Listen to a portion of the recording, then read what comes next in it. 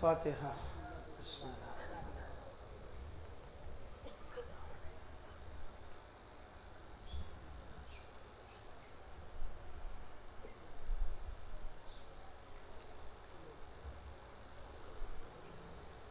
صلوات بھیجی محمد وآل محمد پر.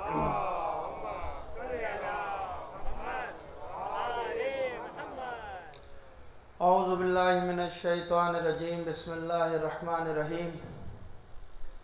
الحمدللہ رب العالمین والصلاة والسلام علی اشرف الانبیاء والمرسلین سیدنا و نبینا ابی القاسم محمد وآلہ طیبین طاہرین المعصومین المظلومین ولعنۃ اللہ علی اعدائہم اجمعین من الآن الى قیام یوم الدین. اما بعد فقد قال اللہ تعالی فی محکم کتابہ المبین وہو اصدق القائلین وقولہ الحق. بسم اللہ الرحمن الرحیم. وَإِنْ كَانَ آبَاؤُكُمْ وَأَبْنَاؤُكُمْ وَإِخْوَانُكُمْ وَأَزْوَاجُكُمْ وَعَشِيرَتُكُمْ وَأَمْوَالٌ اقْتَرَفْتُمُوهَا وَتِجَارَةٌ تَخْشَوْنَ كَسَادَهَا. صلوات بھیجی محمد وآل محمد پر.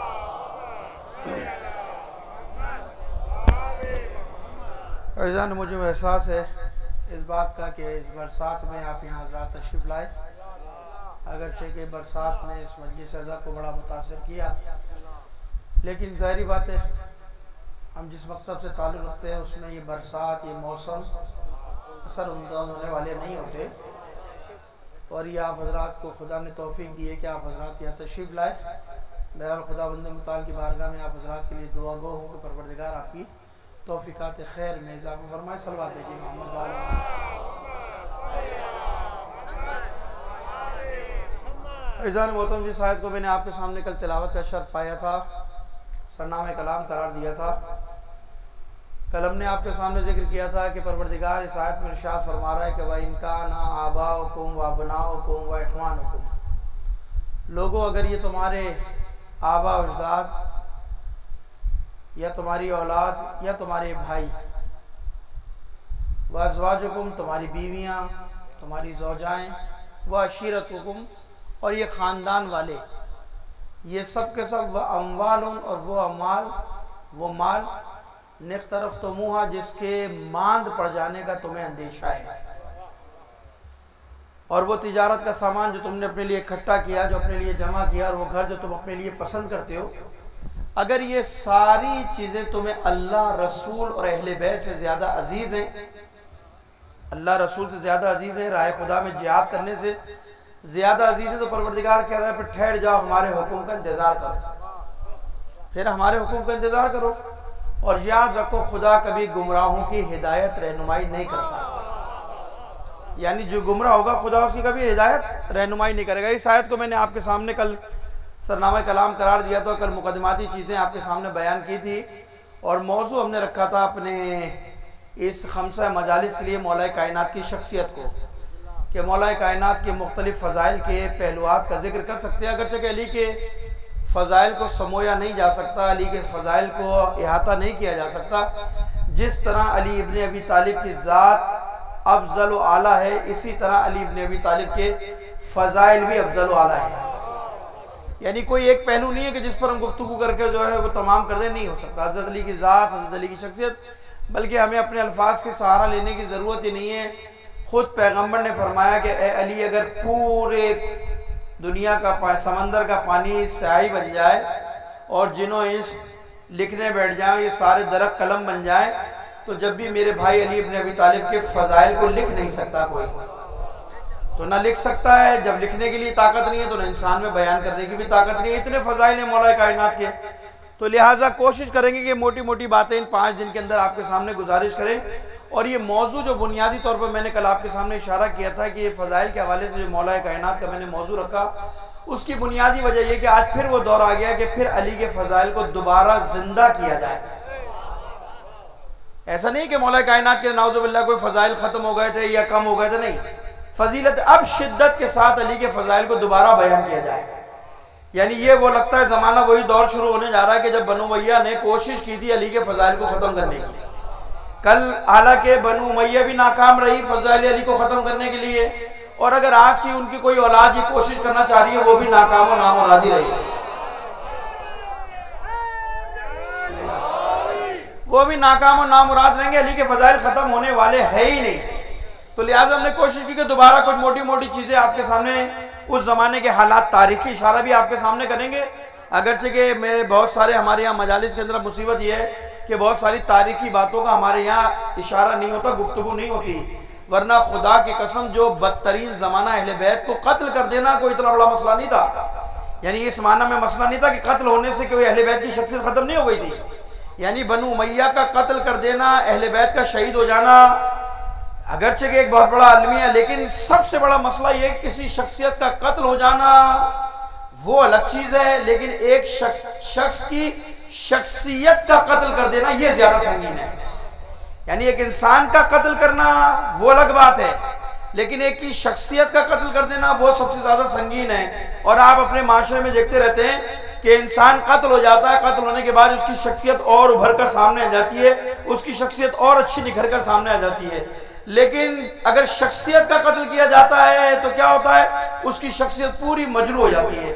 علی ابن ابی طالب پر جو سب سے زیادہ مشکل اور سب سے زیادہ علی پر سب و شتم کیا وہ یہی تھی کہ اس زمانے کے اندر ان کی پوری کوشش یہ تھی کہ علی کے فضائل کو ختم کر دیا جائے، علی کی شخصیت کو معاشرے میں ختم کر دیا جائے۔ اور آپ تاریخ کے حوالے سنتے رہتے ہیں، علماء کرام سے یہ مقدمہ بنا لوں پھر تفصیلات میں جائیں گے، آپ سنتے رہتے کیا کچھ نہیں ہوا اس زمانے کے اندر، یعنی اس سے زیادہ علی ابن ابی طالب کی مظلومیت کیا ہو سکتی ہے، اس سے زیادہ علی کی مظلومیت کیا ہو سکتی ہے کہ جب علی کو مسجد میں قتل کیا تو جب لوگوں نے کہا کہ علی کو قتل کر دیا گیا مسجد میں تو لوگ یہ کہا کرتے تھے تعجب سے کہ علی کا مسجد میں کیا کام، تو یہ شخصیت کا قتل ہے یہ نہیں ہے کہ علی جیسی شخصیت کے بارے میں یہ تبصرہ کر رہا ہے بیٹھ کے کہ علی کا مسجد میں کیا کام، یا اس زمانے کے اندر علی کی شخصیت کو دیکھیے ہر سطح پر، ایسا نہیں ہے ہر سطح پر، حتیٰ کہ بچوں کی محفلوں میں بھی علی کی شخصیت کو خراب کرنے کی کوشش کی۔ امیر شام کی طرف سے بکریاں دی جاتی تھی، تاریخ میں لکھا ہے بکریاں دی جاتی تھی، دن بھر سارے دن بچے بکریوں سے کھیلا کرتے تھے، جب مانوس ہو جاتے تھے تو رات کی تاریخ میں وہ بکریاں واپس منگوا لی جاتی تھی، بکریوں کے بچے۔ اب سب صبح بچے اٹھتے تھے پوچھتے تھے بکری کے بچے کہاں ہیں، کیونکہ یہ کہہ کر دیے جاتے تھے کہ امیر شام نے تمہارے لیے بھیجے، اور جب رات کو غائب ہو جاتے تھے واپس لے لیے جاتے تھے، اور صبح جب بچے پوچھتے تھے بکری کے بچے کہاں گئے جو ہمارے لیے امیر شام نے بھیجے، تو یہ کہا جاتا تھا کہ نعوذ باللہ نقل کو کفر نباشت کہ علی چرا کر لے گئے۔ اس انداز میں علی کے خلاف اس زمانے میں کام ہوا ہے، علی کی شخصیت کو بالکل ختم کرنے کی کوشش کی، پتہ نہیں کیا کیا ہوا اس زمانے کے اندر، علی کے فضائل کو ختم کرنے کی بھی کوشش کی، علی کے مقام کو گرانے کی بھی کوشش کی، اور بلکہ تاریخ میں بہت سارے فضائل ایسے ہیں کہ جو رسول خدا نے علی کے لیے بیان کیے تھے، لیکن علی کو مقام کو گرانے کے لیے وہ فضائل کسی اور سے بھی منسوخ کیے گئے، تاکہ کیا ہو جائے، تاکہ یہ ہو جائے کہ بھائی یہ صرف فضیلت علی کی نہیں ہے، تو بدترین زمانہ ہے۔ اب وہ کبھی موقع ملا تاریخی، کبھی پس منظر آپ کے سامنے موقع ملا تو تفصیلات سے بیان کروں گا، باقاعدہ عمالوں کو، باقاعدہ اپنے گورنروں کو، باقاعدہ اپنے وزراء کو یہ خطوط لکھے گئے تھے کہ جو علی ابن ابی طالب کے فضائل بیان کرتا نظر آ جائے اس کا مال مباح، اس کی جان مباح، اس کی گواہی مسترد، اور اس کے کسی عمل کو قبول نہیں کیا جائے گا، اور اس کے مقابلے میں اگر کوئی کسی اور فلاں کے فضائل بیان کرتا نظر آ جائے اس کا خاندان، اس کا حسب نسب، اس کو حکومت میں اچھا مقام دو، اس کو اچھی حیثیت دو، اور ہمارے پاس اس کا نام لکھ کر بھیج دو تاکہ ہم اس کو بھی انعام بھیجیں۔ تو ہوا کیا، اس زمانے کے اندر پورے معاشرے کے اندر جو دنیا پرست لوگ تھے، جو درباری ملا ہوا کرتے تھے اس زمانے کے اندر، انہوں نے کیا ہوا، انہوں نے علی کے خلاف قلم اٹھایا، علی کے خلاف قلم اٹھایا، اور اتنی روایتیں لکھی گئی، لیکن عزیزو یہ اللہ کا اعجاز ہے، یہ اللہ کا ارادہ ہے کہ اگر پوری دنیا مل کر بھی علی کے فضائل کو ختم کرے، اگر پوری حکومتی مشینری بھی مل کر علی کے فضائل کو ختم کرنا چاہے تو نہیں کر سکتی۔ کیوں؟ اس لیے کہ اللہ نے علی کو عزت دی ہے، علی کو لوگوں نے عزت تھوڑی دی ہے، اللہ نے علی کو عزت دی ہے، لہذا سب کچھ کرنے کے بعد بھی کیا ہوا، ساری طاقتیں استعمال کرنے کے بعد، ساری حکومتیں استعمال ہونے کے بعد آج بھی مجھے ایمانداری سے بتا دو، جنہوں نے علی کے خلاف زبان کھولی تھی آج وہ اپنی قبر کی تاریخوں میں گم ہو گئے، ان کا تاریخ میں نام و نشان مٹ گیا۔ لیکن خدا کی قسم قربان جاؤں علی کے چاہنے والوں کے کہ جنہوں نے علی سے وعدہ کیا تھا کہ علی یہ کچھ بھی کرتے رہے، ہم تجھ سے وعدہ کرتے تیرے فضائل کو بیان کریں گے۔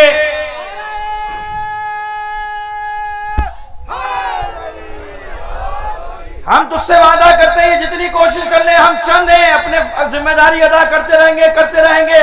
اور آج مجھے ایمان سے بتائیے، علی کے خلاف بولنے والے تاریخ کا ننگوار کا توق ان کے گلے میں، لیکن آج بھی مینار سے 5 بار علی کی ولایت کا اعلان ہوتا ہے۔ صلوات بھیجیے محمد و آل محمد پر۔ تو یہ اس زمانے کے لوگوں کے کارنامے ہیں جنہوں نے اہل بیت سے محبت کی، اس لیے آج وہ پھر زمانہ ہو رہا ہے۔ کچھ لوگ سر اٹھا رہے ہیں کسی طرح علی کی فضیلت کو ختم کر دیا جائے، فضائل کو۔ تو آج ہماری ذمہ داری کیا ہے؟ اچھا دیکھیں، ایک ہوتا ہے اپنی مجلس میں محفل میں فضائل بیان کرنا، ایک اپنی محفل میں فضائل بیان کر رہے ہیں، ایک اپنی مجلس میں اپنے امام بارگاہ میں اپنے میلاد میں علی کی فضیلت پڑھ رہے ہیں۔ ایک فضیلت ہوتی ہے ظالم کے دربار میں پڑھنا، بیان کرنا، بہت فرق ہے۔ یعنی اپنی محفلوں میں علی کی فضیلت کوئی بھی بیان کر لے کھڑے ہو گئے، لیکن ایک ظالم کھڑا، اسے پتا ہے کہ ابھی یہ سر قلم کر دے گا علی کے فضائل بیان پڑھنے پر، زبان کاٹ دے گا، ہاتھ پر کاٹ دے گا، تو کتنی بڑی بات ہے کہ وہ ظالم کے دربار میں کھڑا ہو کر علی کی فضیلت بیان کر رہا ہے۔ تو یہ کوئی معمولی واقعہ بات نہیں ہے، یہ بہت بڑی بات ہے۔ یہی تو کہا تھا امام سجاد نے دربار میں یزید کے، اے یزید یاد رکھ اللہ نے ہمیں 7 خصوصیتیں ایسی دی ہے جو کسی اور کو نہیں دی ہیں۔ اللہ نے ہمیں علم دیا، حلم دیا، شجاعت دی، اور یہ دیا وہ دیا۔ آخر میں کہتے سن یزید، اللہ نے جو سب سے بڑی فضیلت ہمیں کیا دی ہے؟ اللہ نے سب سے بڑی فضیلت ہمیں یہ دی ہے کہ اللہ نے ہماری محبت کو، ہماری ولایت کو لوگوں کے دلوں میں ڈال دیا۔ اب تو جتنا ظلم کر لے ہماری محبت کو نہیں نکال سکتا۔ صلوات بھیجیے محمد و آل محمد پر۔ ایک بار مل کر صلوات بھیجیے محمد و آل محمد پر۔ یہ امام نے کہا بھرے دربار میں یزید کے کچھ بھی کر لے، کتنا ظلم کر لے، کتنی زیادتی کر لے، ہماری محبت و ولایت کو نکال نہیں سکتا تو ان کے دلوں سے، جو کرنا ہے کر لے۔ تو کمال کیا ہے؟ ظالم کے دربار میں علی کی فضیلت بیان کرنا۔ اور آج آپ کے سامنے فضائل کا ایک رخ اور بیان کریں گے۔ دیکھیے، ایک میں نے کہا نا، اشارہ کیا کہ ظالم کے دربار میں کلمہ حق بلند کرنا بہت بڑی بات، اور مرد کرے تو بڑی بات ہے، عورت کرے تو اس سے بڑی بات ہے یا نہیں ہے؟ یہ علی کی محبت کیا صرف مردوں کے دل میں ہے کیا؟ تاریخ تو پڑھو، عورتوں نے جا کر ظالموں کے دربار میں کلمہ حق بلند کیا ہے، اور کس کے سامنے؟ حجاج بن یوسف جیسے خبیث انسان کے سامنے، اس کے دربار میں علی کے فضائل بیان ہوئے نا۔ اچھا، یہ جو فضیلت بیان کرنے چاہتا ہوں، بعض لوگ ہمارے ناراض ہوتے ہیں کہ یہ کہتے ہیں کہ بھئی یہ اہل بیت کے بارے میں، علی کے بارے میں جو ہے نا وہ تجاوز کرتے ہیں، ہمارے شیعہ حضرات تجاوز نہیں کرتے۔ ہم اپنا عقیدہ بیان کر رہے ہیں نا، ہم کسی کی کرٹیسائز تھوڑی کر رہے ہیں، ہم کسی کی دل آزاری تھوڑی کر رہے ہیں، ہم اپنا عقیدہ بیان کر رہے ہیں۔ ہمارا عقیدہ بیان کرنا آپ کو پریشان ہونے کی ضرورت نہیں، آپ اپنے عقیدے کے مطابق چلیے، ہم اپنے عقیدے کے مطابق چلیں۔ بھائی جب اس ملک میں جو اللہ کو نہیں مانتے، جو منکر خدا ہیں، وہ آزادی کے ساتھ اپنا عقیدہ بیان کر سکتے ہیں، ان پر تو کوئی روک ٹوک نہیں ہے، ان پر کوئی ممانعت نہیں ہے۔ اگر میں اپنا عقیدہ بیان کروں تو مجھ سے اعتراض کیوں کرتے بھائی؟ منکر خدا پہ تو اعتراض نہیں کرتے، جو اللہ کو نہیں مانتے، جو نبی کا انکار کرتے ہیں، اس پر اعتراض نہیں کرتے، لیکن جو ہم اپنا عقیدہ بیان کرتے ہیں اس پر اعتراض کرتے ہو۔ تو بھائی آپ کو پریشان ہونے کی ضرورت نہیں ہے، ہمارا عقیدہ ہے، ہمارا عقیدہ آپ کے عقیدے میں نہیں ہوگا، ہمارے عقیدے میں ہے کہ علی نبی کے بعد تمام انبیاء سے افضل ہیں۔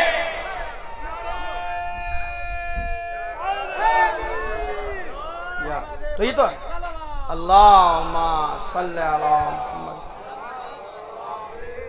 بھائی یہ تو ہمارا عقیدہ، اس میں پریشان لڑائی جھگڑے کی بات تھوڑی ہے، اس میں لڑائی جھگڑا، آپ اپنے دلائل رکھتے ہوں گے، ہم دلائل رکھتے ہوں گے، بلکہ میں تو آپ تو علی کے فضائل کی بات کر رہے ہیں کہ علی سے انبیاء سے افضل ہونا، اس پہ آپ کو شکایت ہے۔ ہمارے روایت یہاں بھی اور آپ کے یہاں بھی موجود ہے، پڑھ لیے گا، آپ کے یہاں بھی موجود ہے، پیغمبر نے فرمایا میری امت کے علماء بنی اسرائیل کے انبیاء سے افضل ہیں، یہ روایتیں موجود ہیں۔ کہ میری امت کے علماء بنی اسرائیل کے انبیاء سے افضل ہیں، تو مجھے بتاؤ جس امت کے علماء بنی اسرائیل کے انبیاء سے افضل ہوں تو جس کے صدقے میں علم ملا ہو، جس کے صدقے میں علم بٹا ہو، علم کی خیرات تقسیم ہوئی، اس کا مقام کیا ہوگا؟ تو آج ہم یہی بات کریں گے آپ کے سامنے کہ ہمارا عقیدہ کیا ہے اور ہمارا عقیدہ نہیں ہے۔ بعض لوگ کہتے ہیں نا کہ صاحب قرآن سے ثابت کرو، ہر چیز کے بارے میں کہتے ہیں قرآن سے ثابت کرو، قرآن سے لاؤ، قرآن میں کہاں ہے؟ تو آج قرآن کی بات کریں گے بھائی، آج تو قرآن ہی سے بات کریں گے، قرآن سے ثابت کرو۔ ہم نے ثابت نہیں کیا، ابھی جو شخصیت آپ کے سامنے قرآن سے ثابت کرے گی آپ خود ہی دیکھ لیجیے گا۔ بعض لوگ کہتے ہیں نا ہمارے سامنے کوئی بحث ہوتی ہے بھائی قرآن سے ثابت کرو، وسیلے کی بات ہوتی ہے، ابھی وسیلے پہ بھی گفتگو کریں گے ہم انشاءاللہ۔ جب وسیلے کی بات ہوتی ہے قرآن سے ثابت کرو، اچھا بھیا قرآن میں جب آیت کہتے ہیں نا اس سے مراد یہ نہیں ہے نا، اور مولا کائنات کی اگر فضیلت قرآن سے ثابت ہو جائے پھر آپ کیا کہیں گے؟ تو ظاہر یہ نہ سمجھا کرو کہ صرف قرآن پڑھ لینا کافی ہے، قرآن پڑھ لینا کافی نہیں ہے۔ قرآن کے بارے میں خود کہہ رہے ہیں معصوم، رب تعلی القرآن والقرآن یلعنہ، قرآن پڑھنے والے بہت ہیں لیکن قرآن ان پر لعنت بھیج رہا ہے۔ تو قرآن پڑھنا کافی تھوڑی ہے بھائی، قرآن پڑھنا صرف کافی نہیں ہے۔ اب آئیے بات کو آگے بڑھاتے ہیں، صلوات بھیجیے محمد و آل محمد پر۔ اب یہ مارکا یہ کہاں ہوا؟ یہ حجاج بن یوسف کے زمانے میں۔ حجاج بن یوسف کون ہے؟ تھوڑا سا اس کا بھی اشارہ کر دوں تاکہ معلومات ہو ہمارے بچوں کا حجاج ہے کون۔ یہ تاریخ کا وہ بدترین خبیث ہے کہ جس نے خانہ کعبہ کو ڈھایا ہے، خانہ کعبہ پر حملہ کیا اس نے۔ یہ کب کیا ہے؟ 73 ہجری کے اندر واقع کربلا کے بعد 2 دفعہ خانہ کعبہ پر حملہ ہوا، 2 دفعہ۔ ایک کربلا کے واقعے کے 3 سال بعد سن 64 ہجری میں عبداللہ ابن زبیر کو بیعت کے لیے جب یزید نے بھیجا تھا اپنے لشکر کو، خانہ کعبہ پہ حملہ کیا جس میں آدھا خانہ کعبہ تباہ ہو گیا۔ دوسرا حملہ 73 ہجری میں ہوا، وہ بھی عبداللہ ابن زبیر کے گرفتاری اور بیعت کے لیے گیا تھا، اس میں وہ مارے بھی گئے تھے عبداللہ ابن زبیر۔ اس میں پورا خانہ کعبہ تباہ ہو گیا، غلاف جل گیا، سب کچھ تباہ ہو گیا تھا، اتنا شدید حملہ ہوا۔ خانہ کعبہ تباہ کرنے والا یہ، اور تاریخ میں لکھا ہے اس کے بارے میں، خبیث کے بارے میں، کہ یہ وہ شخص ہے جو کہتا تھا کہ کاش میں کربلا میں ہوتا، کاش میں کربلا ہوتا تو میں اپنے ہاتھ کو خون حسین سے رنگین کرتا۔ یہ وہ بدبخت ہے۔ اس کے مظالم کیا کیا ہے؟ اس کے مظالم یہ کہ اس کے بارے میں مظالم عبداللہ ابن عزیز لکھتا ہے اپنے اس میں، وہ کہتا ہے کہ اگر پوری دنیا کے سارے ظالموں کو جمع کیا جائے نا، سارے ظالموں کو، ان کو ایک پلڑے میں رکھا جائے اور حجاج کو ایک پلڑے میں رکھا جائے تو اس کا پلڑا بھاری ہوگا۔ یہ اتنا بدترین ظالم انسان تھا۔ اور بقرعید جب اس نے کی نا، بقرعید کا مہینہ آتا ہے، قربانی کرتے ہیں، قربانی کے اندر جانور کاٹتے ہیں نا، تو اس نے انوکھی قربانی کی۔ اس نے اپنے سپاہیوں کو کہا کہ بھائی آج میں انوکھی قربانی کرنا چاہتا ہوں۔ کہا کیا کرے گا؟ علی کے ماننے والے کو گرفتار لے کر اسے ذبح کریں گے آج۔ تو یہ وہ خبیث ہے کہ جس نے اتنے مظالم گائے، اور جب یہ مرا ہے تو اس کی جیل کو توڑا گیا، تو جیل میں اس کی زندان میں اس کے 70,000 افراد کہتے ہیں، جس میں 40,000 عورتیں اور 30,000 مرد قید تھے، اور سارے کے سارے برہنہ مخلوق تھے۔ اور ان کو آٹے کی روٹی جو کھلایا کرتا تھا، یہ تاریخ میں لکھا ہے کہ روٹی آٹے کی نہیں ہوتی تھی، بلکہ اس کے اندر وہ جو آپ کی لکڑی جم جاتی ہے، اس کا خاک، جو اس کی خاک ہو جاتی ہے نا، خاک، اس کو آٹے میں ملا کر یہ کھلایا کرتا تھا، اور اوپر سے دیکھ کر رکھ کر اس انداز میں کہتا تھا کہ انا ربکم الاعلی، میں تمہیں کھلانے والا ہوں، میں تمہیں پالنے والا ہوں۔ تو اس کی تاریخ بھری پڑی ہے، ظالم کیا اندازہ لگا لیے۔ یہ اشارہ میں نے اس لیے کیا کہ اب اس کا دربار ہے، اور اس کے دربار میں عورت نے علی کے فضائل بیان کیے ہیں۔ کتنا بڑا بات ہوگی، کتنا بڑا مارکا ہوگا۔ اس کے سپاہیوں میں سے کسی نے آ کر کہا کہ اس کے بارے میں جناب حلیمہ سعدیہ، سنتے رہتا ہے حلیمہ سعدیہ، جناب حلیمہ سعدیہ وہ خاتون ہے کہ جن کو سعادت ملی ہے پیغمبر کی رضائیت کی، ان کی بیٹی ہے، اس کا نام ہے حرہ۔ کسی نے آ کر حجاج کو کہا کہ تو اتنا سب کچھ کرتا گھوم رہا ہے، وہ حلیمہ سعدیہ کی بیٹی کو تو سنبھال ذرا۔ کیا ہوا؟ کہا وہ گھر گھر جا کے علی کی فضیلتیں بیان کر رہی ہے، وہ گھر گھر جا کر علی کے فضائل بیان کر رہی ہے، اسے روک۔ اس جگہ صبح میرے دربار میں لے آؤ۔ صبح جناب حرہ کو دربار میں پیش کیا گیا، کس کے؟ اس خبیث کے۔ جب اس کے دربار میں آئی جناب حرہ تو حجاج بن یوسف کہتا او بڑھیا، میں نے سنا ہے کہ تیرا عقیدہ یہ ہے کہ تو یہ کہتی گھوم رہی ہے کہ علی تمام صحابہ سے افضل ہے، تو یہ عقیدہ رکھتی ہے تیرا عقیدہ یہ ہے کہ علی تمام صحابہ کرام سے افضل ہے؟ تو جناب حرہ کہتے ہیں تجھے کس نے کہا یہ؟ کس نے تجھ سے یہ بات کی؟ اور جس نے بھی میرا یہ عقیدہ بیان کیا وہ جھوٹ بولتا ہے، وہ غلط کہتا ہے، یہ میرا عقیدہ نہیں ہے۔ جب اس نے کہا نا کہ میں نے تیرے بارے میں سنا کہ تیرا عقیدہ یہ کہ علی ابن ابی طالب جو ہے تمام صحابہ کرام سے افضل ہیں، تیرا یہ عقیدہ؟ اس نے کہا نہیں میرا عقیدہ نہیں ہے، جس نے میرا عقیدہ یہ بیان کیا وہ جھوٹ بولتا ہے، میرا عقیدہ یہ نہیں ہے۔ کہا پھر تیرا عقیدہ کیا ہے؟ کہا میرا عقیدہ یہ ہے کہ علی رسول کے بعد تمام انبیاء سے افضل ہے۔ اب اس کے تو اور بھی اب آپ سنیے کہ وہ تو اس میں پریشان تھا، وہ کہتی ہے میرا عقیدہ تھوڑی ہی ہے، میرا عقیدہ یہ ہے، میرا عقیدہ یہ ہے کہ علی رسول کے بعد تمام انبیاء سے افضل ہے۔ اب جو اسے سنو تو اسے اور غصہ آ گیا، اور غصہ آ گیا، میں تجھے ہلاک کر دوں گا، میں یہ کر دوں گا اور میں وہ کر دوں گا، یوں کر دوں گا۔ بڑا شور ہو گیا دربار میں، اب دربار سجا ہوا ہے، شور کیا اس نے کہا بات سن، یہ میرا عقیدہ نہیں ہے، یہ قرآن میں اللہ نے علی کو فضیلت عطا کی ہے، اور اگر میں یہ قرآن سے ثابت کر دوں تو کیا کرے گا؟ اب جیسے ہی قرآن کا نام آیا تو حجاج رک گیا۔ حجاج نے کہا اچھا ٹھیک ہے بڑھیا، اگر تو یہ بات قرآن سے ثابت کر دے گی نا تو میں تجھے چھوڑ دوں گا، اور یاد رکھ اگر تو نے قرآن سے ثابت نہیں کیا تو میں تجھے یہیں پر قتل کروں گا، یہیں پر ماروں گا۔ جناب حرہ نے طے کر لیا کہ ٹھیک ہے میں تیار اس کام کے لیے۔ اب سنیے قرآن کی آیات اور جناب حرہ کا اور حجاج بن یوسف کا مناظرہ۔ ایک بار صلوات بھیجیے محمد و آل محمد، پانی دے گا۔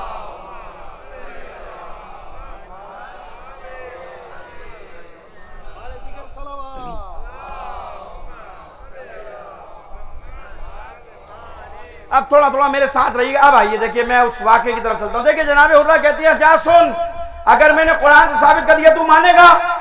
کہا اگر تو نے قرآن سے علی کی فضیلت ثابت کر دی کہ علی تمام انبیاء سے افضل ہے، میں تجھے آزاد کر دوں گا، میں تجھے چھوڑ دوں گا۔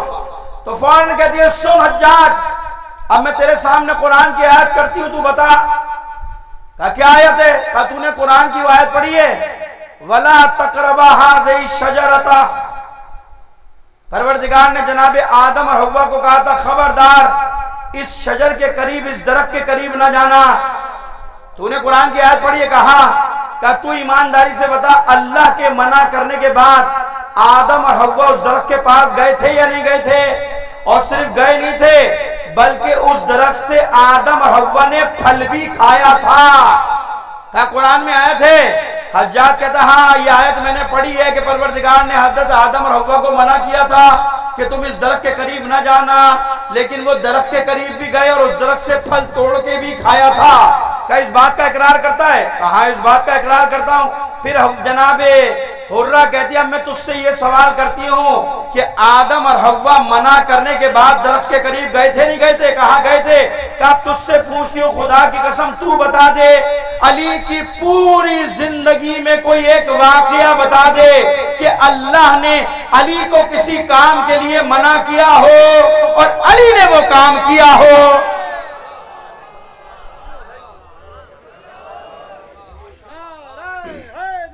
یا علی یا علی یا علی۔ کہا تو گواہی دیتا ہے اس بات کی؟ تو لیا اپنی تاریخ میں ڈھونڈ لے، آدم اور حوا کو اللہ نے منع کیا، وہ درخت کے پاس گئے، انہوں نے پھل کھایا۔ علی کی پوری زندگی میں کوئی ایک عمل بتا دے کہ اللہ نے علی کو کہا یہ کام مت کرنا اور علی نے کیا ہو۔ کوئی جواب نہیں دیا۔ کہا ایسا ہی ہے، خاموش ہو گیا۔ پھر کہتا ہے کہ اچھا سن، جناب حرہ کہتی ہے حجاج پھر سن دوسری آیت پڑھتا ہے ضرب اللہ مثل الذین کفروا امرأۃ نوح وامرأۃ لوط کانتا تحت العبدین۔ کیا تو نے قرآن کی آیت پڑھی ہے کہ جس میں پروردگار عالم نے کافروں کو مثال دی ہے جناب لوط کی بیوی کی اور جناب نوح کی بیوی کی؟ نہیں کہا قرآن میں پروردگار عالم نے کہ یہ دونوں لوط اور نوح دونوں ہمارے نیک بندے ہیں، ہمارے صالح بندے ہیں، لیکن ان دونوں کی زوجائیں خائنہ ہیں، ان دونوں کی زوجاؤں نے خیانت کی ہے، لیکن یہ دونوں ہمارے بندے ہیں۔ تو نے قرآن کی آیت پڑھی ہے؟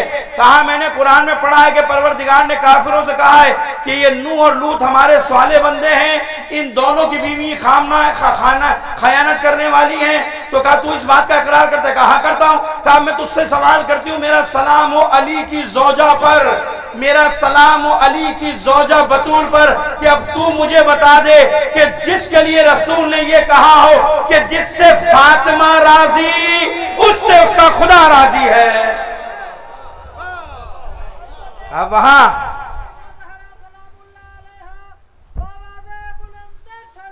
اللہم صلی علی محمد وآلہ. کہا حضرت نوح کے بارے میں مثال ہے یا نہیں ہے؟ کافروں کو دے رہا اللہ مثال کہ یہ ہمارے دونوں نیک بندے تھے، صالح بندے تھے، ان کی بیوی خائنہ تھی، خیانت کار تھی، ان کی دونوں کی زوجہ نے اپنے شوہروں کے ساتھ خیانت کی. لیکن خدا کی قسم علی کی زوجہ کے بارے میں رسول کہہ رہے کہ جس سے یہ راضی اس سے خدا راضی. فوراً حجاج خاموش ہو گیا کہ ہاں بالکل ایسا ہی ہے، میں نے رسول کی حدیث سنی ہے. پھر آگے بڑھ کر کہتا ہے، جناب حرہ کہتی ہے اچھا تجھے ایک اور نبی کی مثال دوں.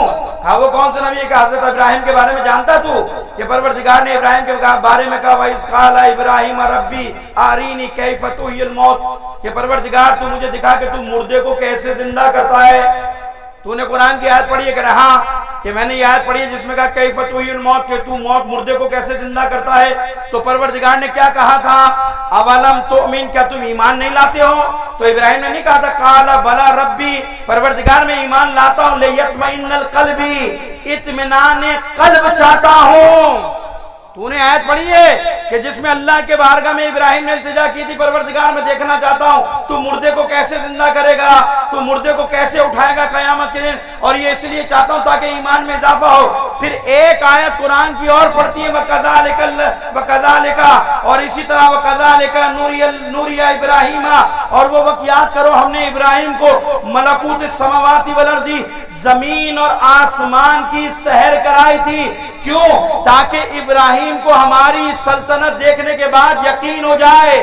اب تو بتا حجاج ابراہیم جو اللہ کا خلیل ہے وہ یقین کی منزل تک پہنچنے کے لیے اللہ کی زمین اور آسمان کی سیر کا محتاج ہے. وہ یقین میں اضافے کے لیے محتاج ہے کہ پروردگار تو مردے کو کیسا زندہ کرے گا. خدا کی قسم میرا علی یقین کی اس منزل پر فائز ہے جو خود کہتا نظر آتا ہے کہ خدا کی قسم میرے سامنے سے سارے حجاب کو ہٹا دیا جائے تو علی کے یقین میں اضافہ ہونے والا نہیں.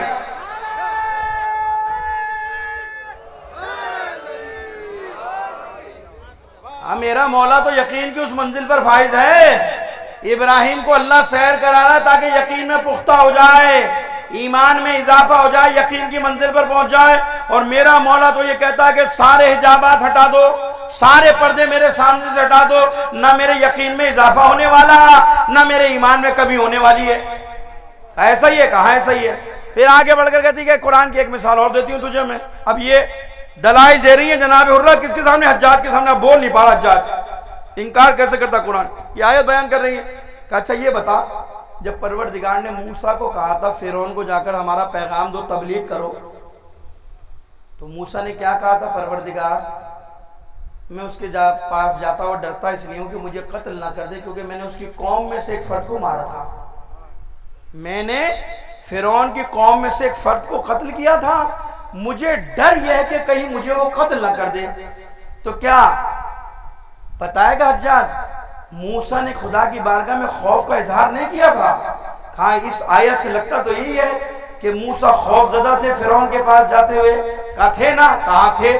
کہا قسم خدا کی علی کو دیکھ جا کر کہ شب ہجرت نبی کے بستر پر ایسا بے خوف و خدر سویا، علی ایسا سویا کہ خود علی نے کہا کہ پوری زندگی ایسا نہیں سویا جیسے میں شب ہجرت سویا تھا. تیرے پاس اللہم صلی اللہ کوئی تیرے پاس جواب ہے اس کا؟ کوئی جواب نہیں. آخر کی طرف چلتے پھر آگے بات کریں گے. پھر کہتی ہے اچھا یہ بتا اس کا بھی تیرے پاس جواب نہیں، اس کا کوئی جواب ہے تیرے پاس؟ کہا جانتا جناب مریم کو مادر عیسیٰ کو؟ کہا جانتا ہوں.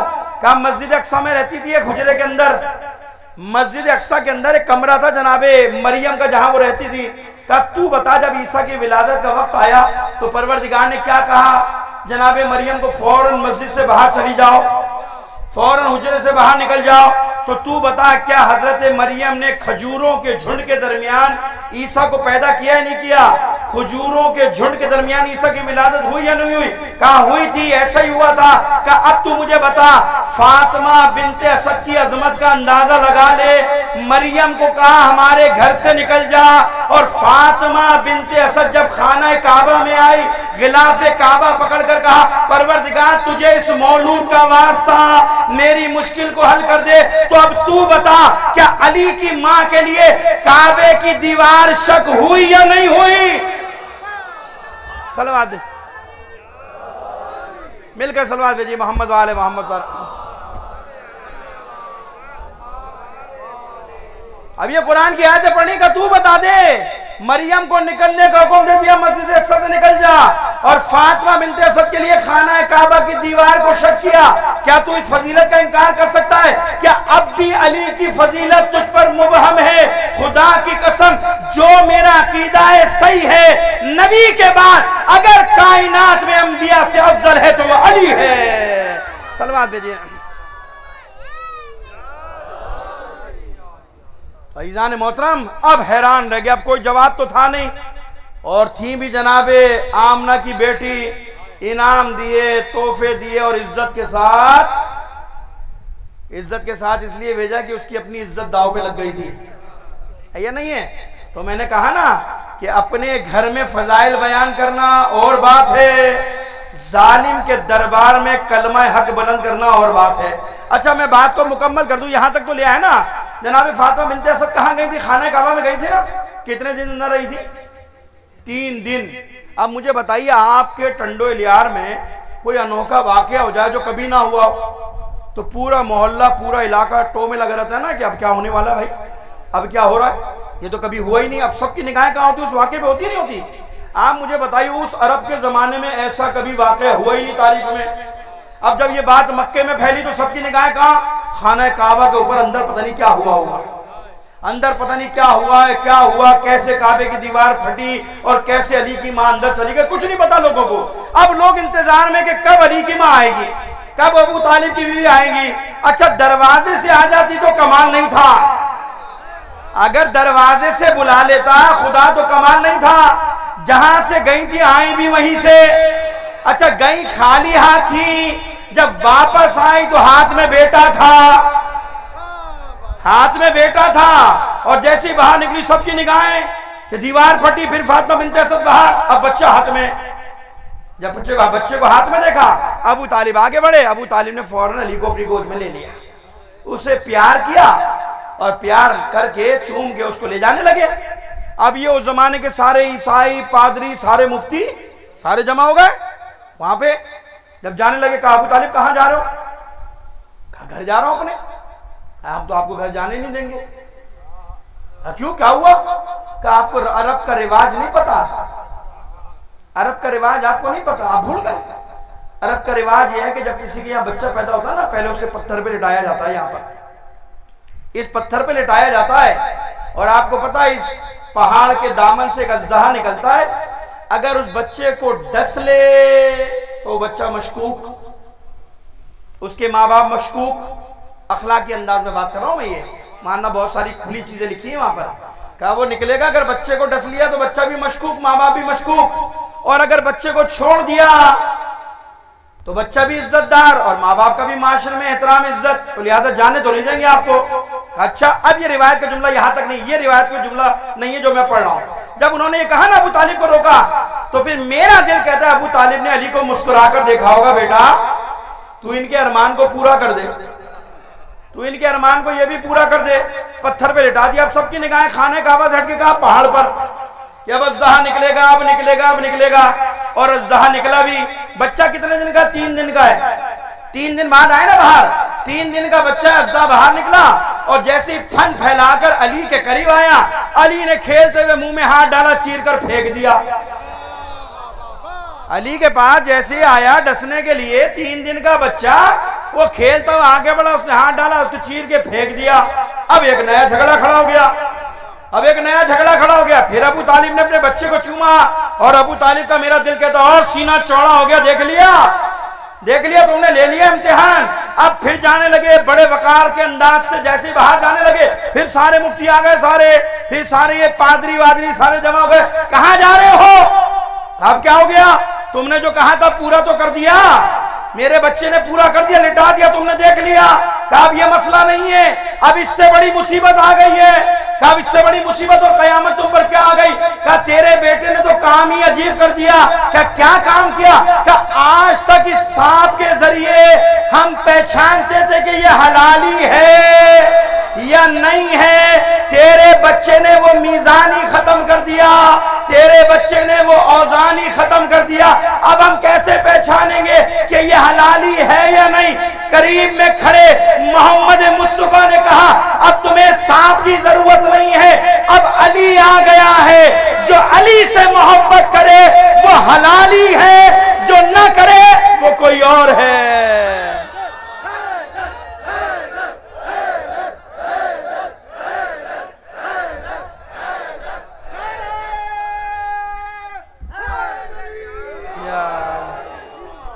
پیغمبر نے میزان دے دیا کہ اب یہ اجدہ وجدہ بجھاؤ، دورہ جہالت سے نکل جاؤ، اب میزان آ گیا، قیامت تک کے لیے آیا ہے، قیامت تک کے لیے حلالی کی پہچان بن کر علی آیا ہے۔ جو اس سے بغض رکھے وہ حلالی نہیں ہے، جو اس سے محبت کرے وہ حلالی ہے۔ تو عزیزوں اب مجھے بتائیے کہ جو لوگ علی ولی اللہ کے خلاف بول رہے ہیں، جو علی کے خلاف زہر اگل رہے ہیں، ان کا مسئلہ بیان نہیں ہے، ان کا ڈی این اے ٹیسٹ کراؤ کہ یہ حلالی ہے یا نہیں ہے۔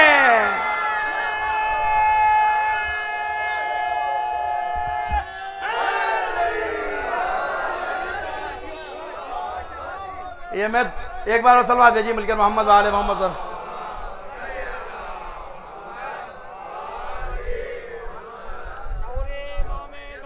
یہ لیں۔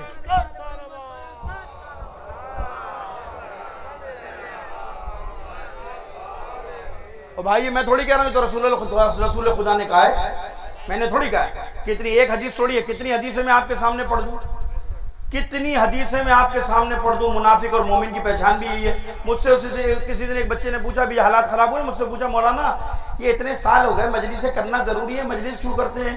اور اگر کسی کو اعتراض ہے اذان میں علی اللہ کہنے پہ تو علی اللہ کیوں کہتے ہیں، چھوڑ دیجئے۔ میں نے کہا بھائی مسئلہ یہ چھوڑ کیسے دیں؟ مجلس اس لیے کرتے ہیں تاکہ یزید بے نقاب ہو جائے، علی کی ولایت کا اعلان اس لیے کرتے ہیں کہ تاکہ منافق آشکار ہو جائے۔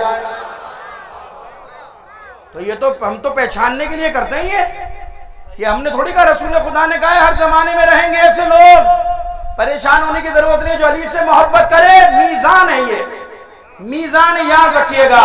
تو خدا کی قسم جو علی سے محبت کرتے ہیں، جو علی کی ولایت اپنے دل میں رکھتے ہیں، ان کو چاہیے وہ دعا کرے اپنے ماں باپ کے حق میں۔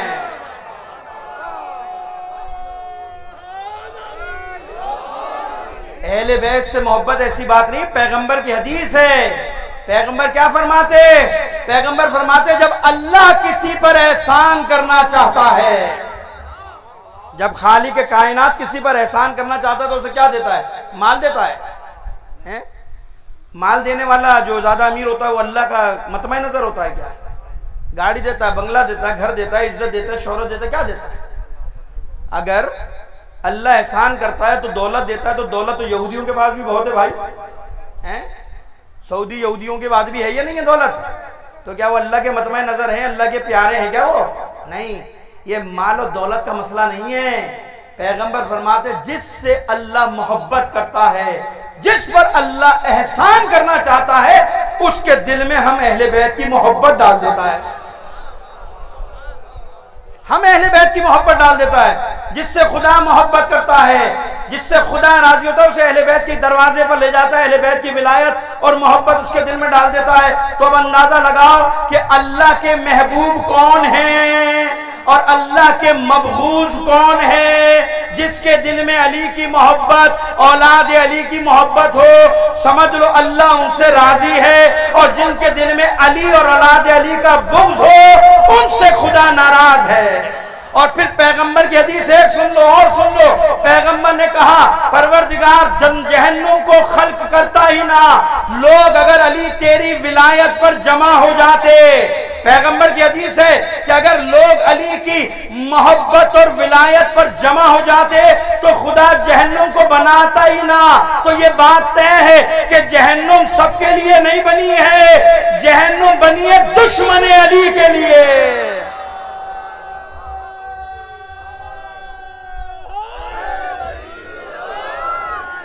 پیغمبر کی حدیث ہے نا کہ اگر سب لوگ علی کی محبت پر جمع ہو جاتے، ولایت پر جمع ہو جاتے تو اللہ جہنم کو بناتا ہی نہیں. اس کا مطلب ہے کچھ لوگ منکر ولایت ہوں گے، اس کا مطلب ہے کچھ لوگ دشمن علی ہوں گے، کچھ لوگ ہوں گے جو علی سے بغض رکھیں گے، علی سے دشمنی رکھیں گے. تو یہ جہنم ان کا انتظار کر رہی ہے، دشمن علی کے لیے بنائی گئی ہے، علی کے ماننے والے کے لیے تھوڑی بنائی ہے. ہاں کمزوریاں ہیں تھوڑی عمل میں، کمزوریاں ہیں عمل میں. یہ ایسا نہیں ہے کہ حقیقت بیان نہیں کی جائے، حقیقت بھی بیان، کمزوریاں تو ہے نا، لیکن کمزوری میں بھی ایک آپ کو ایک اور حدیث سنا دوں آپ کو. ایک بار صلوات بھیجیے محمد و آل محمد پر. یعنی اہل بیت کی محبت کو جس پہرائے سے دیکھو گے نا، علی کی ولایت اور محبت کو، اس پہرائے سے ایک اور فضیلت کا پہلو نظر آتا ہے. خدا کا شکر ادا کرو، اللہ کا احسان ہے، خدا کی قسم اللہ کا احسان ہے کہ وہاں یہاں بھیج دیا میں. اگر علی نہ ہوتا تو ہم لوگ خسرت دنیا والآخرت، دنیا میں بھی نقصان اٹھانے والے، آخرت میں بھی نقصان اٹھانے والے ہوتے ہے یا نہیں ہے؟ امامت کا، ولایت کا ایک سب سے بڑا احسان ہم پر پتہ کیا ہے؟ ولایت اور امامت کا سب سے بڑا احسان یہ ہے کہ چھٹے امام، امام جعفر صادق علیہ السلام،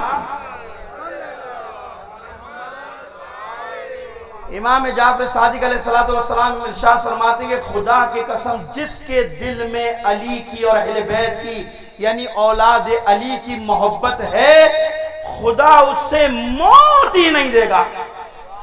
یعنی جس کے دل میں علی کی ولایت، امامت، خاندان اہل بیت کی ولایت اور امامت، محبت جس کے دل میں ہے، خدا اسے موت نہیں دے گا، مگر یہ کہ خدا علی کے صدقے میں مرنے سے پہلے اسے توبہ کی توفیق دے گا.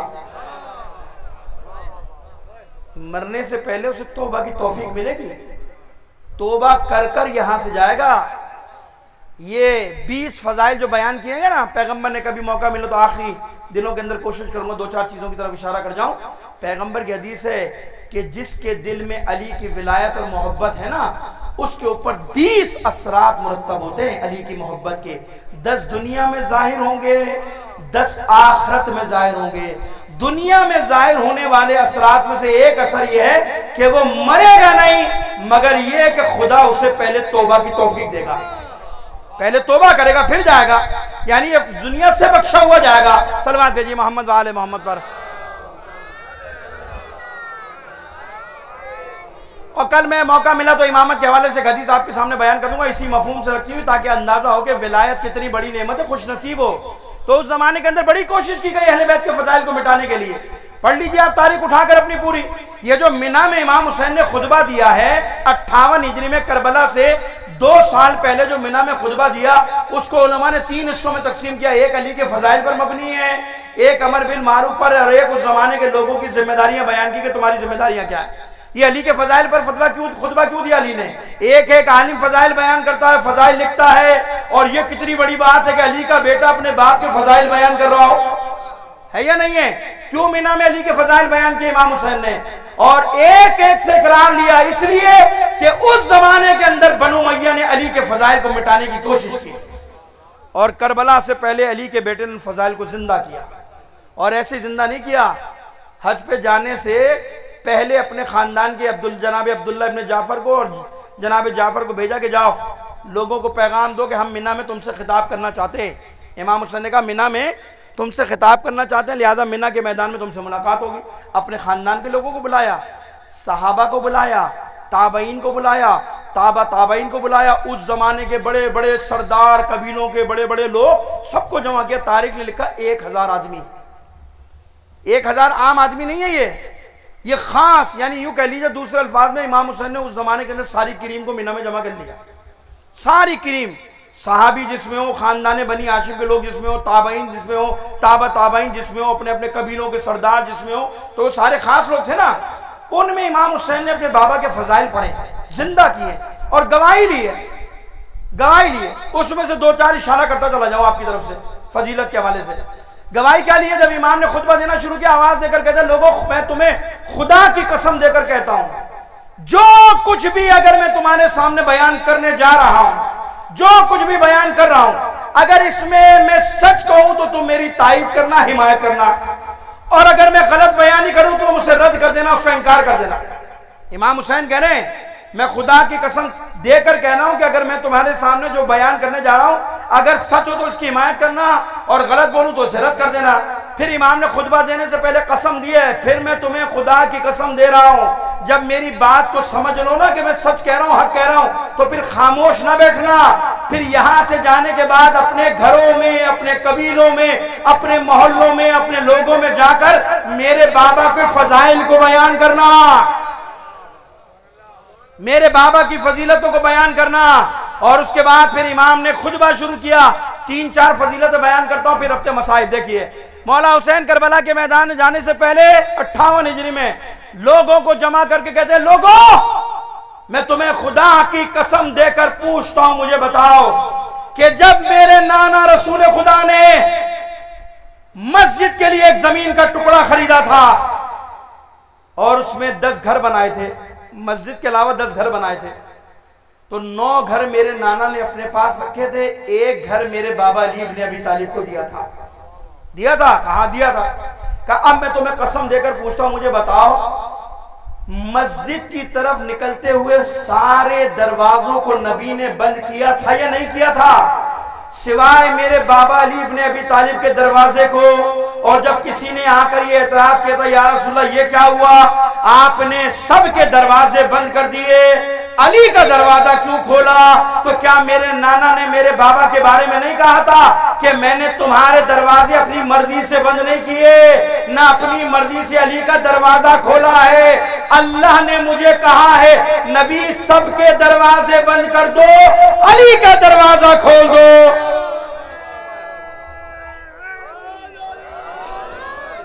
تم اس بات کا اقرار کرتے ہو؟ پورا مجمع قسم کھا کر کہتا ہے فرزند رسول ہم خدا کو گواہ بنا کر کہتے ہیں آپ کے نانا نے ایسے ہی کیا تھا۔ جب اس کی گواہی لے لی تو کہتے اچھا میں تمہیں خدا کی قسم دے کر پوچھتا ہوں، مجھے بتاؤ کہ جب میرے نانا رسول خدا نے اخوت کا رشتہ قائم کرنا شروع کیا، انصار کو مہاجر کا بھائی بنایا، مہاجر کو انصار کا بنایا، کالے کو گورے کا بھائی بنایا، جب سب کے بھائی بنا چکے تو نبی نے اپنے لیے میرے بابا علی ابن ابی طالب کا انتخاب کیا تھا یا نہیں کیا تھا؟ اور صرف میرے نانا نے یہ نہیں کہا تھا کہ علی تم میرے بھائی ہو، بلکہ میرے بابا کے لیے کہا تھا علی دنیا میں بھی میرے بھائی ہو، آخرت میں بھی تم میرے بھائی ہو۔ تم اس بات کا اقرار کرتے ہو؟ پورا مجمع کہتا ہے فرزند رسول ہم گواہی دیتے ہیں خدا کی قسم آپ کے نانا نے ایسے ہی کیا۔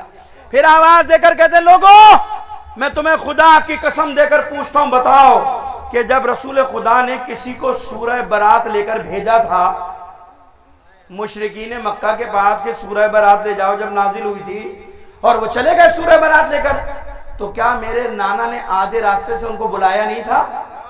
آدھے راستے سے نہیں بلایا تھا؟ بلایا تھا نا؟ کہاں بلایا تھا؟ کہا ان سے سورہ برات لے کر میرے بابا علی کو دی تھی نہیں دی تھی؟ اور کہا تھا تم علی چلے جاؤ۔ تو پھر آنے والے نے اعتراض کیا تھا یا رسول اللہ یہ کیا ہوا، آپ نے مجھے بلایا علی کو بھیج دیا، تو نبی نے کیا کہا تھا؟ میرے نانا نے میرے بابا کے بارے میں نہیں کہا تھا نہ میں نے تجھے بلایا ہے نہ میں نے علی کو بھیجا ہے، اللہ نے مجھے حکم دیا ہے نبی تم جاؤ یا وہ جائے جو تم جیسا ہو۔ صلوات بھیجیے محمد و آل محمد پر۔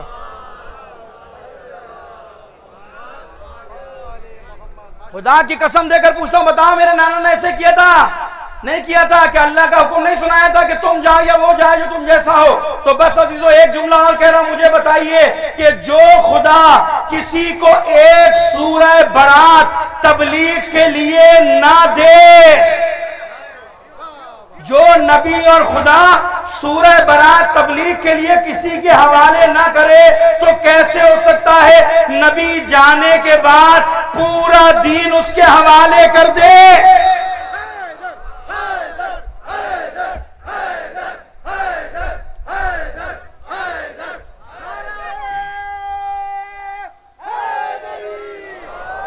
تو عزیزان محترم یہ اللہم صلی اللہ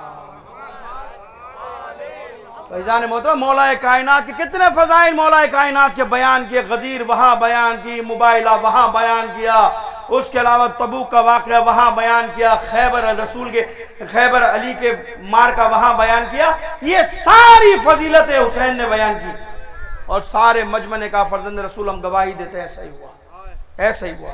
تو عزیزو، جس کے فضائل اور کمالات اتنے ہوں، میں نے کہا نا کس کس پہلو پہ کون کون سی حدیثیں بیان کروں، میں آج ایک پڑھی ہے پہلے بھی حدیث، دوبارہ میری نظر سے آج گزری، کتاب دیکھ رہا تھا، اس میں لکھا ہے کہ علی اگر مجھے لوگوں کے گمراہ ہونے کا ڈر نہ ہوتا نا، مجھے لوگوں کے گمراہ ہونے کا ڈر نہ ہوتا تو علی خدا کی قسم میں تیرے وہ فضائل بیان کرتا، تو جس راستے سے گزرتا نا لوگ تیرے قدموں کی خاک اٹھا کر اپنے سر پر ڈال لیتے عزیزو، بہت فضائل ہیں علی ابن ابی طالب کے۔ اور کبھی موقع ملا تو خود امیر المومنین نے اپنی فضیلت بیان کی، جب امام حسین جب چھوٹے سے نا انہوں نے بیٹھے تھے تو انہوں نے ایک سوال کیا تھا رسول خدا نے، تو امام حسین نے کہا تھا، امام حسین کے جواب میں علی نے اپنے فضائل بیان کیے۔ صلوات بھیجیے محمد و آل محمد پر۔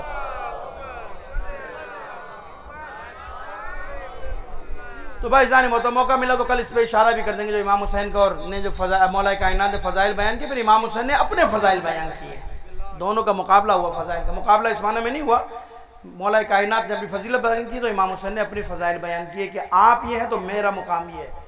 یہ بھی موقع ملا تو کل اشارہ کر دیں گے۔ تو عزیزو، اہل بیت کے فضائل بہت ہیں، کوئی علی کے کمالات کا ادراک نہیں کر سکتا، کوئی نہیں کر سکتا۔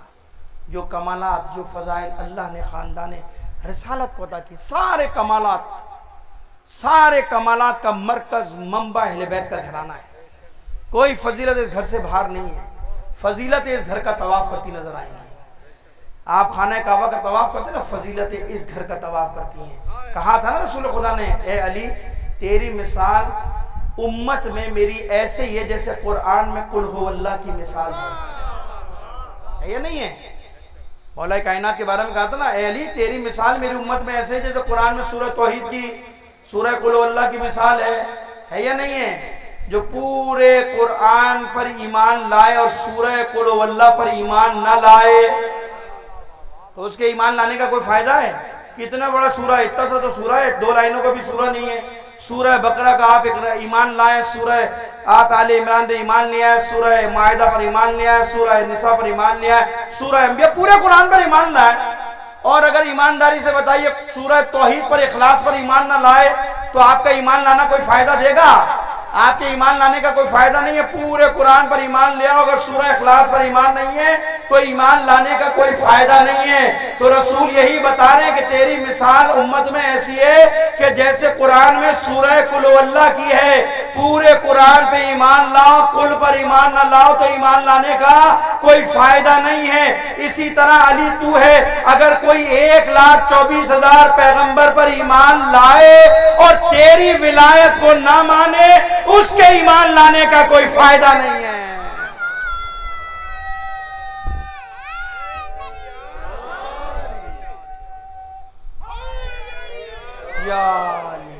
تو بس عزیزان محترم ختم کر دیا، کل بات کو آگے بڑھائیں گے۔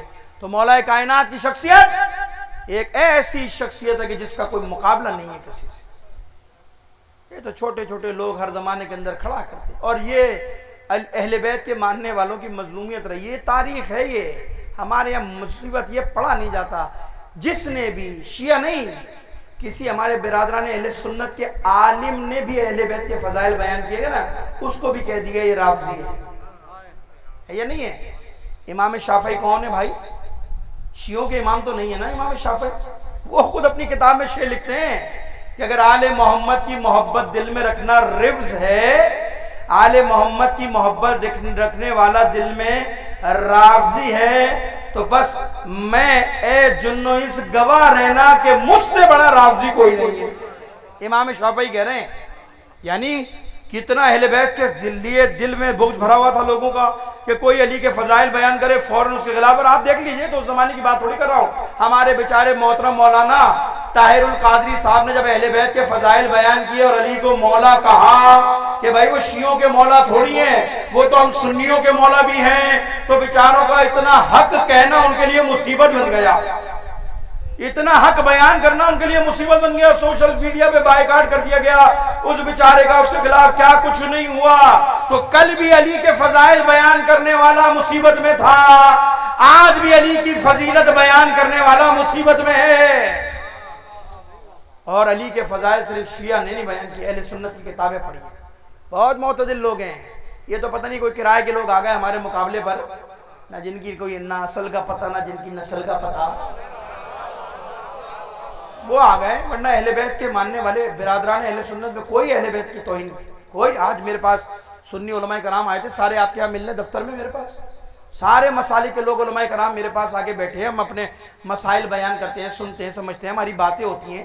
کوئی، میں آپ کو اجازت نہیں دوں گا کہ کسی سنی کے خلاف کوئی بات کریں، کوئی سنی اہل بیت کا منکر نہیں ہے، کوئی سنی، میں قسم کھا کے کہہ رہا ہوں، میں قسم کھا کے کہہ رہا ہوں، چاہے دیوبندیوں، بریلویوں، اہل حدیث ہو یا جماعت اسلامی کے لوگ ہو یا کوئی بھی ہو، کوئی سنی ایسا نہیں کہ جو خاندان اہل بیت کی فضیلت کا منکر ہو، نہیں ہے۔ میں آپ کو ضمانت دے رہا ہوں، کوئی نہیں ہے ایسا۔ یہ کرائے کے لوگ ہیں، یہ بھاڑے کے لوگ ہیں جو آئے ہوئے ہیں، ان کو ٹاسک دیا جاتا ہے، یہ ٹاسک دیا جاتا ہے، ان کی تو تحقیق کرو تو پتہ پڑ جائے گا پیچھے کون لوگ ہیں۔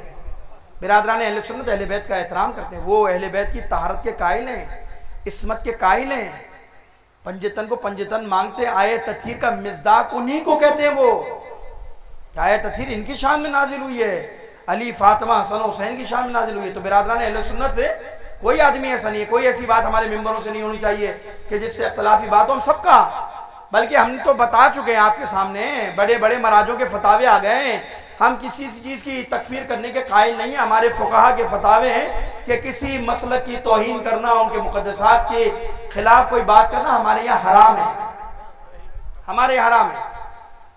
ہم کسی کے خلاف کوئی بات نہیں کرتے، اور ہم کیوں بات کریں گے کہ ہمارے پاس اہل بیت کے فضائل ختم ہو گئے کیا؟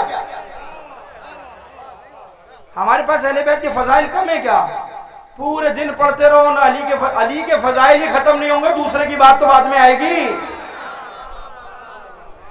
یعنی علی کے فضائل ختم ہوں گے تو امام حسن کے فضائل آئیں گے، امام حسن کے فضائل ختم ہوں گے، امام حسین کے آئیں گے، امام حسین کے ختم ہوں گے، امام زین العابدین کے آئیں گے، امام محمد باقر، امام جعفر صادق، پوری زندگی کم پڑ جائے گی، اہل بیت کے فضائل ختم نہیں ہوں گے۔ زندگی کم ہو سکتی ہے، فضائل اہل بیت ختم نہیں ہو سکتے، اتنے فضائل ہیں تو کہیں جانے کی ضرورت نہیں ہے۔ اپنی بات کرو، اپنے مسلک اور عقیدے کو چھوڑو نہیں، اور دوسرے کے عقیدے کو چھیڑو نہیں۔ اور دوسروں کو بھی کہہ رہا ہوں کہ اپنے عقیدے پہ باقی رہو، دوسروں کے عقیدے پہ انگلی مت اٹھاؤ۔ ہمارا نہیں ہے یہ کہ ہم کسی کے مسلک کو چھوڑیں، ہم سب کا احترام کرتے ہیں، ہمارے سب محترم ہیں، ہمارے بھائی ہیں، لیکن ہم یہ کسی کو اجازت نہیں دیں گے کہ وہ ہمارے عقیدے پہ انگلی اٹھائے کہ ہم یہ کیوں کرتے ہیں۔ بھائی ہم کرتے ہیں اور کرتے رہیں گے، یہ آج سے تھوڑی ہو رہا ہے، یہ تو 1400 سال سے ہو رہا ہے، 1400 سال سے چلا آ رہا ہے۔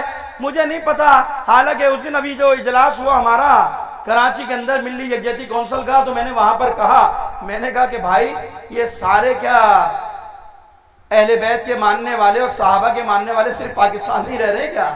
ہندوستان میں نہیں رہتے کیا؟ یورپ میں نہیں رہتے کیا؟ دوسرے ممالک میں نہیں رہتے کیا؟ یہ سارے یہی رہتے ہیں کیا؟ وہاں اہل بیت کے فضائل اور صحابہ کے فضائل بیان نہیں ہوتے، تو یہاں پھر ماحول کو خراب کیا جاتا ہے۔ سب نے کہا کہ نہیں مولانا، وہ ماحول خراب کرنے والے وہ ہیں کہ جن کا کسی فرقے سے کوئی تعلق ہی نہیں ہے، ان کا کسی سے کوئی تعلق نہیں ہے، کرائے کے لوگ، بس عزیز ختم کر دیا۔ آپ اپنی ذمہ داری ادا کرتے رہیے، آپ اپنے فضائل ادا کریں۔ وہ زمانہ آ گیا کہ اپنی فضیلتوں کو آہستہ آہستہ اپنی محفلوں میں بیان کر، اپنے بچوں کو منتقل کرو، بچوں کو بتاؤ کہ علی کا مقام کیا ہے، بچوں کو بتاؤ کہ علی کی عظمت کیا ہے، اور اس طرح سے بچوں کے خون میں رچا بسا دو کہ میسم کی طرح زبان کٹ جائے، علی کے فضائل سے پیچھے نہ ہٹے، زبان کٹ جائے بچوں کی، علی کے فضائل سے پیچھے نہ ہٹے۔ بس عزاداران حسین، یہ بغض تھا جو کربلا میں اپنے عروج پر پہنچا تھا۔ بغض علی تو تھا، اور کیا تھا؟ شمر نے کہا میں جانتا ہوں تو فاطمہ کا بیٹا ہے، میں جانتا ہوں تو رسول کا نواسا ہے، میں جانتا ہوں تو علی کا بیٹا ہے۔ کہا تھا کربلا میں، لوگوں بتاؤ کیا میں نے تمہارے کسی حلال کو حرام کیا ہے کیا جو تم میرے خون کے پیاسے ہو گئے؟ لیکن بغض تھا، اور وہ بغض کہاں عروج پر پہنچا؟ بدر و احد میں چوٹ کھانے والوں کا۔ جب سر حسین زندان میں دربار میں پیش کیا، چھڑی مار کر دندان پر کہتا تھا کاش میرے بدر و احد کے آبا و اجداد زندہ ہوتے تو میں انہیں دکھاتا کہ میں نے کیسے انتقام لیا تھا۔ وہاں دربار میں دندان پر چھڑی مار رہا، یہاں کا مفتی کہتا ہے کہ آج کہ ہمیں نہیں پتا کہ یزید کا ہاتھ تھا حسین کے قتل کے پیچھے۔ عزاداران حسین بہت مظلوم ہے، حسین ہر قربانی دی ہے۔ آج میرا دل چاہتا ہے حسین کی بچی کا ذکر کروں، بڑی مظلومہ ہے، بڑی معصومہ ہے، عمر کتنی ہے، چھوٹی سی تو ہے، اور یہ وہ بچی ہے جس کے لیے نماز شب میں حسین دعا مانگا کرتے تھے، پروردگار ایک بیٹی دے دے مجھے، ایسی بیٹی دے جو اپنے باپ کس سے محبت کرتی ہے اور اس کا باپ اس سے محبت کرتا ہے۔ حسین کی دعا جب قبول ہوئی نا تو سائے کی طرح رہتی ہے سکینہ باپ کے، سائے کی طرح، پیچھے نہیں آتی، سائے کی طرح۔ مجھے انصاف سے بتاؤ 61 ہجری میں کیا حال ہوا ہوگا سکینہ کا؟ جب یہ قافلہ راستے سے آ رہا تھا نا تو جناب مسلم کی شہادت کی خبر جب امام حسین کو ملی ہے تو جناب عباس سے کہا عباس مسلم کی بچی کو لے کر آؤ۔ جب مسلم کی بچی کو لایا گیا نا تو حسین نے ان یتیماؤں کے سر پر ہاتھ رکھا،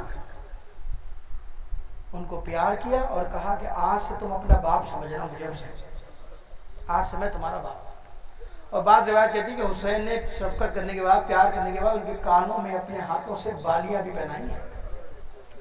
تو سکینہ تو یہ منظر دیکھ رہی تھی نا، سکینہ یہ منظر دیکھ رہی تھی کہ جب کسی کا باپ مر جاتا ہے تو اس پر معاشرے کے لوگ دست شفقت رکھتے ہیں، اس سے پیار کرتے ہیں، اس سے محبت کا اظہار کرتے ہیں، یہ دیکھ رہی تھی۔ لیکن مجھے ایمانداری سے بتاؤ جب حسین ذوالجناح سے گرا ہوگا تو سکینہ انتظار کر رہی ہوگی نا، کوئی آئے گا ابھی تسلیاں دینے، کوئی آئے گا ابھی باپ کی تعزیت کرنے، کوئی آئے گا ابھی دلاسا دینے، کوئی آئے گا ابھی بالیاں پہنانے کے لیے۔ لیکن سکینہ کا اس وقت کیا حال ہوا ہوگا کہ لوگ تو دروازے پر آئے تھے لیکن تسلیاں دینے نہیں آئے تھے۔ کسی نے سکینہ کو تماچا مارا، کسی نے سکینہ کے کان سے گوشوارے چھینے۔ جب سکینہ کا دامن جل گیا تو سکینہ آواز دیتی ہے بابا کہاں ہو، بابا کہاں ہو، بابا مجھے شمر کی اذیت سے بچا لو۔ تو حمید ابن مسلم کہتا ہے جب بچی کا دامن جلا نا تو میں آگے بڑھا یہ سوچ کر کہ میں بچی کی مدد کروں، اس کی آگ کو بجھا دوں۔ جب میں اس کے قریب پہنچا تو بچی آواز دے کر کہتی ہے تو میرے قریب نہ آنا، تو میرا محرم نہیں ہے، تو میرے قریب نہ آنا۔ حمید ابن مسلم کہتا ہے بچی میں تیری مدد کرنا چاہتا ہوں، میں تیرے دامن میں لگی آگ کو بجھانا چاہتا ہوں۔ بچی کہتی ہے اگر تو میرے پہ احسان کرنا چاہتا نا بس ایک احسان کر دے۔ کیا احسان کروں؟ کہا مجھے نجف کا راستہ بتا دے کہ نجف کا راستہ کہاں جا رہا ہے۔ تو حمید ابن مسلم کہتا ہے میں نے پوچھا تعجب سے بچی نجف جا کے کیا کرو گی؟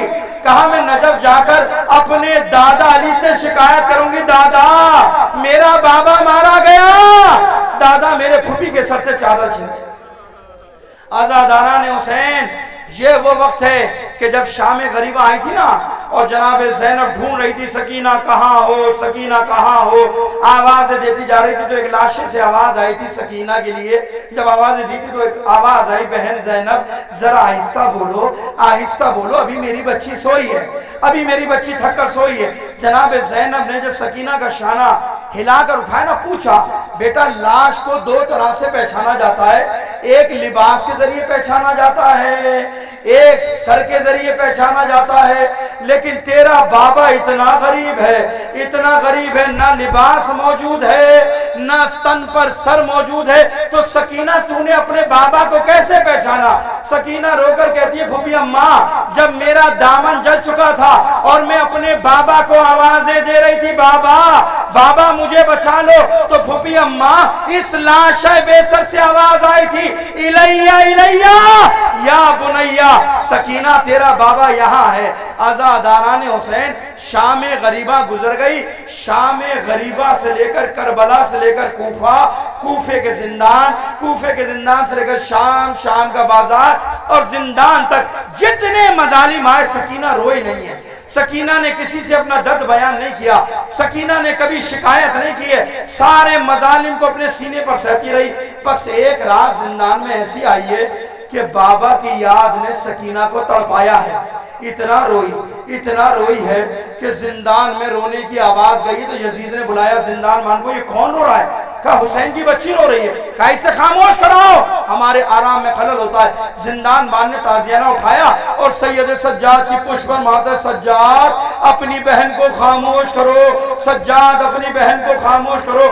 امام سجاد کہتے بھائی میں کیا کروں، آج میرے بابا کی یاد نے میری بہن کو تڑپا دیا، اگر ہو سکے تو میرے بابا کا سر دے دے، شاید میری بہن کو قرار آ جائے۔ عزادارو یزید نے اپنے آرام کی خاطر سر حسین زندان میں بھیجا۔ جیسے زندان میں سر آیا، زندان میں ایک شور بلند ہو گیا۔ سکینہ دوڑ کر کہتی ہے امام سجاد سے بھائیا کیا میرا بابا حسین آ گیا؟ کیا بابا آ گیا؟ سید سجاد کہتے بہن بابا نہیں آیا، یہ بابا کا سر آیا ہے۔